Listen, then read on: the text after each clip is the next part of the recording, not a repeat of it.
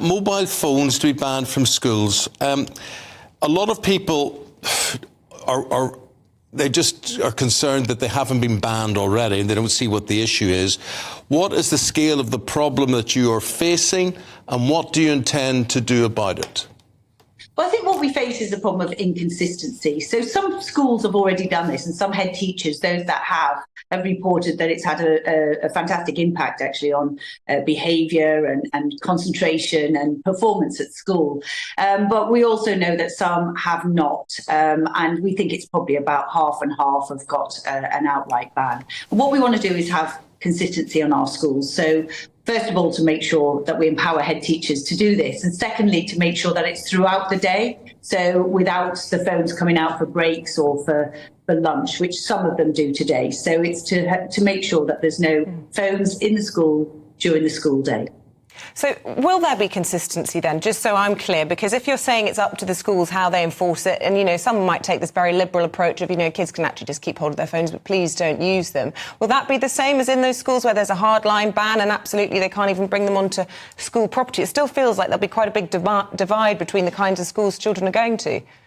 Well, what we've said is there's different ways to implement it, depending on what suits the school. So we have to make sure that, you know, that there's some flexibility there. But many of the ones who have a ban today will say, you know, you can't take your phone out of your bag. And if you take your phone out of your bag, then you'll get the phone confiscated and you'll get detention, etc. So sometimes that is effective. What we're trying to do is change the social norm, change the norm in our schools that phones are not acceptable in our schools. And but some other countries have already done this. Quite a few countries have already done this, and we just want to make sure that it's consistent and we make it clear and we empower head teachers to do this. And we think that mostly this is something that parents would welcome.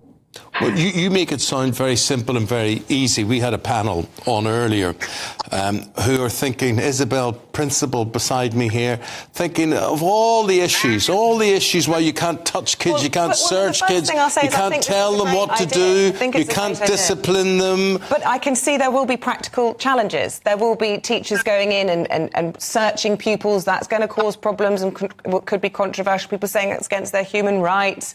I can't even imagine the list of concerns that will be presented to these head teachers. But I do think you're right. I think most parents will welcome it. But this isn't going to be easy. Well, don't forget, half of our schools at least do it already. So it isn't something that, you know, is impossible to do. And many other countries also do it. So they already have a right to search, and they do search for other things as well. So they have that right to search for many, many years. You know, and what we're saying is mobile phones are a distraction in the classroom. They do mean that, you know, learning's disrupted at times. And also, you know, you do end up with children on their phone when they should be socialising and getting to know people during the break and during the playtime. And you see that in some of our schools. And what we want to do is empower head teachers to make sure that mobile phones are, you know, not used in school. And I think that's something that all parents will probably welcome. Can I what is the biggest distraction? What is the biggest problem with phones and kids bringing them to school? Is it distracting? And we know that kids are very easily distracted. Is it bullying? Is it accessing the dark web? How would you put it? How would you grade the biggest problem with mobile phones? Oh, there's lots of problems. It's texting and being on social media when you should be you know, being taught and learning your lessons. It's sometimes bullying, and sometimes it's, you know, people sort of ostracising somebody on social media. That's something else that you see. You know, it's very pervasive, social media. We know this. We know this ourselves, even as adults. It's very pervasive.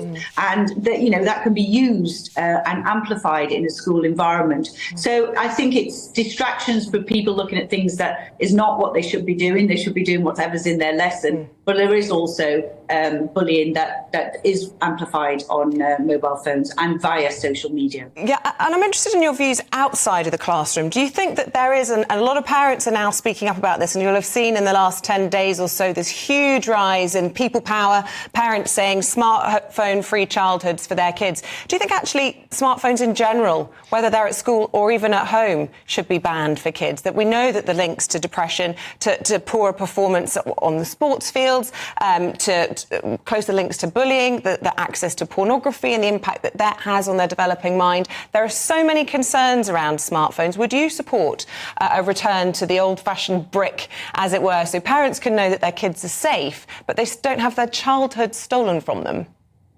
Well, obviously, there's been some calls recently for social media to be banned for younger people, for smartphones to be banned for younger people. I mean, this is a step that I can take, which is to set the social norm that phones are banned in schools. I think this will help have a conversation between parents and children as well, to say, look, you know, if your school says it's no good for you in the day, then obviously it's right to limit. It's right to limit it. So that's something that I hope will, just set new norms, really.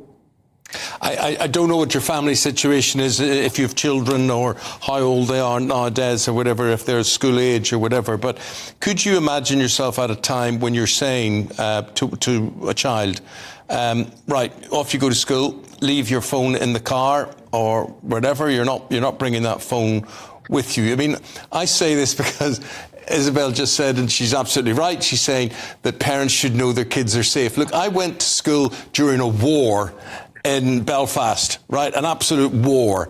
And basically, I was sent out in the morning and I came back when I came back, and there was no way of checking how I was or what I was going through during that day. But we got through it. Are we overprotective?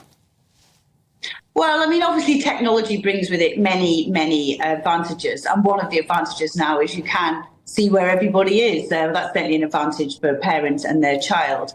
So there are some benefits to technology, and there are some benefits also to smartphones. But the reality is we need to get that balance right. And there is a feeling amongst many parents and also teachers as well, that balance has gone too far. You know, children are very heavily reliant on their phones. Our children are 27 and 29. So although, funnily enough, they did have phones because they were at that era, they were on social media, and now they're not on social media at all. So, I think there's phases of this thing, and what's cool to do and what's not cool to do. And I think sometimes they react against what was cool when they were children and into their teens and early 20s, they decide to focus on work and things like that. OK. Secretary of State for Education, good to have your time this morning. Thanks very much indeed. Thank you. Thank you. Very, very interesting there. Film was called that was all about Facebook and the sort of Zuckerbergs and all the social network. Thank you very much. The very one. None of the executives in these big companies let their kids have phones, and most of them refuse to go on social media as well. And I think that says it all. Well, I tell you, to say it all now, let's go to some GB News viewers on this one to get their reaction to the phone ban. First of all, let's go to David Baum. David is in Watford. David, good morning to you. You heard the Secretary of State speak. What did you make of what she had to say? Good morning, Eamon. Good morning, Isabel. Actually, it makes sense. I mean, I've got a granddaughter who's 5 who's just starting full-time education, but I also remember that the headmaster would make a statement before you start school. This is our rules, you will obey them. And the parents had to understand what was going on. So if they say school phones are not allowed in school during the hours of 9 to 4, whatever it is, you're not allowed to use the phone, then that is the rule that they agreed to. And there should be no exceptions. That may well be the rule. How do you think that will go down? How about implementing that? I think it has to be the fact is the parents agree with it. I mean, there are lots of schools where you hear them regularly now, but their discipline is really high, and then all of a sudden parents complain, but the schools are performing better, the children perform better. And at the end of the day, what we want are strong, well-educated children who actually can promote and work for society as opposed to what they want society to give them. Okay. It's their duty as parents. Well put, David. Thank you very much indeed. We move on to Oxfordshire. Mike Donovan is on the line from there. Mike, what do you think? Good morning. Well, I'm not in favour of government intervention. I think there's a lot of inconsistencies. at the moment, I know that a lot of schools, EMF, let me talk about the inconsistencies. During the lockdowns, telecommunications industry was active consistently when other industries weren't. And really what is the issue here is I do believe schools should not ban them, but should not use the use of mobile phones, but it should be implemented through the headmasters and through the school system. It's always better from the ground up than from the top down. And I just really want to go on. The government has been totally inconsistent where the ICNIRP guidelines on microwave millimeter radiation has been completely ignored under the rollout of 5G. And ICNIRP, if people don't know, is the International Commission for Non-Ionizing Radiation Protection. We have a major health issue potentially from the rollout and the use of 5G. And what I'm asking the government to do is actually to review the standards that ICNIRP promotes that have been exceeded just about in every planning application for masks. Okay. I think it's about consistency. OK, Mike, thank you very much for making that point. I do want to focus particularly, though, on this issue in schools. Julie Ford joining us from Bedfordshire. Do you support this government ban on smartphones in schools? Yeah, good morning, Isabel. Yeah, I do, absolutely. I mean, when we were at school, I certainly didn't have a phone and I was there to learn. Schools are a facility for education. I mean, I live 100 yards from a senior school and in the morning and when they leave after school, it is like a zombie apocalypse. They all have their faces in their phones and they don't even look forward. So absolutely, you can only imagine what impact that's having on their education. We're already dumbing down exams to ensure that people pass their grades. I absolutely want to see this banned, but I'm disappointed that this is guidance rather than legislation. It's not mandatory, and as we all know, guidance is open to interpretation. Yeah. Quite a different position from Mike then. Just coming back to you, John, because, we talk a lot about kids in all of this, but they're looking at all of us, aren't they, as examples? And I think of myself, I'm, really concerned about the use of smartphones. And then my husband says to me, you're on social media, you're using your phone the whole time, you've got to lead from the front. Zombie apocalypse, everywhere you look, we're all on our phones. So what can we do about this? Is this a society-wide issue? But you weren't on your phone when you were learning at school. No, but people are doing it in the workplace. People are doing it when they should be eating with their family at the dinner table. Yeah, but they weren't doing it at school. Taking over the world. That's all we're talking about, school. So what do you think? To you, John. David. Apologies, there is no John. I was going to say, we actually have a blanket ban on phones at the table. We just don't have that. Maybe at school, I remember, I'm old enough, and I think you're the same age, Eamon, is we were banned from having calculators in school. And it worked if you weren't allowed them in the building. And if they say no phones, there are no phones. And like Dawn, like Julie, I've seen them coming out of school. I go running in the morning, going there on the bloody phones in the morning, walk to school. They walked into me. Oh, sorry, I'm running.